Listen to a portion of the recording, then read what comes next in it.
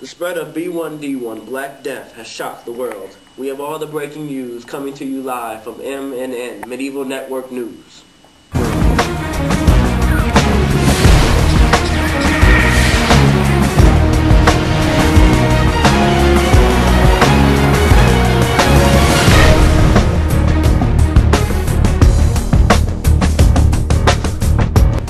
This is Alexis reporting from MNN. There have been reports of people dying in millions from the plagues.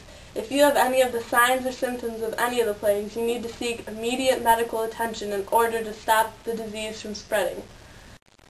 The first plague is the bubonic plague, which is an illness caused when a plague bacteria enters the skin.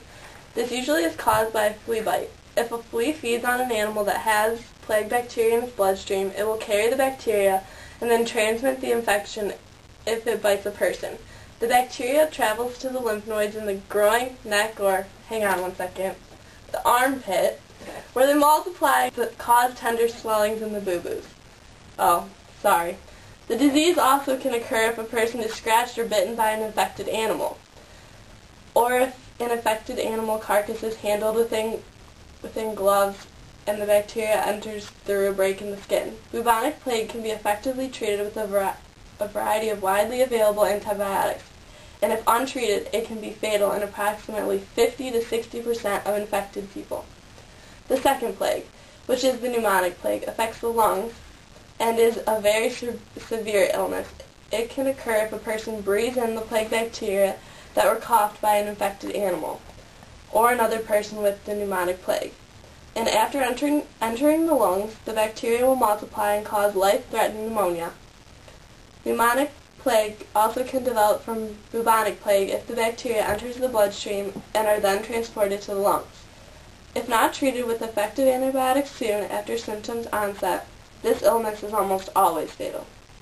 The third type of plague is the septicemic plague, and it's the bacteria that can enter the bloodstream either through the skin or from the lungs. If the bubonic plague is not treated, it can spread into the bloodstream from the lymph node glands. Once in the bloodstream, plague bacteria can spread to the brain and cause meningitis, and if not treated with effective antibiotics soon after symptom onset, this illness is usually fatal. If the plague continues to get worse and worse, the outcome could be death. Make sure to keep your children safe and out of contact with anyone that has any of the plagues, because children are more susceptible than adults are. Sorry. Although you may not think you have the plague, the bubonic plague occurs 1 to 7 days after the bacteria enters through the skin, and the pneumonic and septicemic plague occur 1 to 4 days after exposure to the plague bacteria. So while you're out and about, make sure to keep yourself out of contact with anyone, anything, or any animal that could possibly be a susceptible host. Sorry. Now back to you in the studio.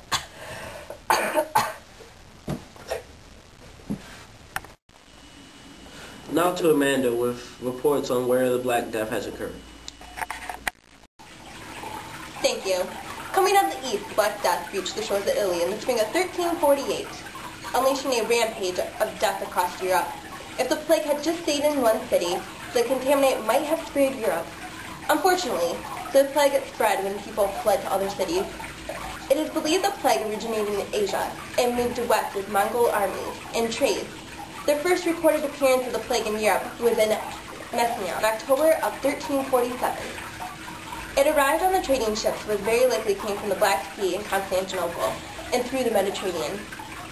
This was fairly standard trade route. As soon as the citizens of Messina realized that the local sickness had come aboard these ships, they expelled from all the ports. But it was too late. Plague quickly raged through the city, and panicking victims fled, thus spreading it to the surrounding countryside. Meanwhile, plague was traveled through the Sahara and the Genesee trading station of Triana east of the Black Sea. The Black Death is estimated to have killed 30 to 60% of the European population, reducing the world population from the estimated 450 million between 350 and 375 million. Oh no, I think it's coming.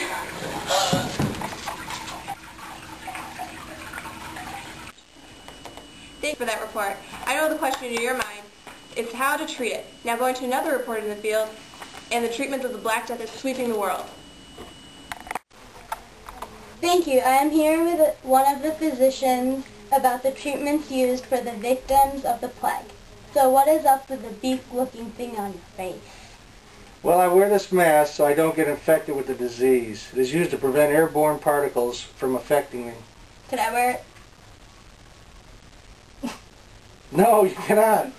Otherwise, I will get infected and not be able to treat others. Well, I wouldn't want that, or I wouldn't be one of them.